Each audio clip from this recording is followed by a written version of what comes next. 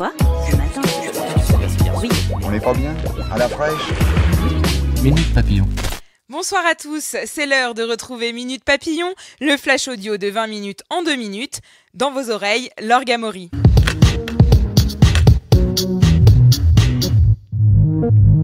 Des failles de sécurité et un commando paramilitaire. On en sait plus sur l'évasion de Redouane Faïd. Un mois après sa fuite spectaculaire de la prison de Réau, le braqueur multirécidiviste reste introuvable. Nicole Belloubet, la ministre de la Justice, a annoncé cet après-midi une réorganisation de l'administration pénitentiaire qui n'a pas été assez réactive. Ça coince toujours à Montparnasse. Le trafic est encore perturbé aujourd'hui dans la gare parisienne.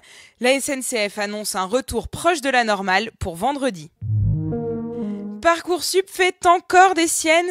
À quelques semaines de la rentrée, plus de 17 000 étudiants à la recherche d'une formation n'ont toujours pas d'affectation. Et parmi eux, 10 000 sont bacheliers, a annoncé Frédérique Vidal, la ministre de l'Enseignement supérieur. Un nouveau bilan sera établi fin septembre. On vote aujourd'hui au Zimbabwe.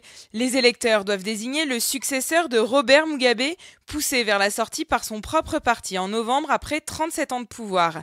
Son successeur par intérim, Emmerson Mnangagwa, fait figure de favori avec Nelson Chamisa, son principal opposant.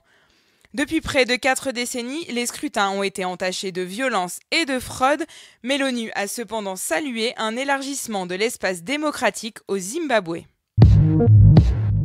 Du cyanure dans les abricots. L'ANSES alerte sur la consommation des amandes à l'intérieur des noyaux.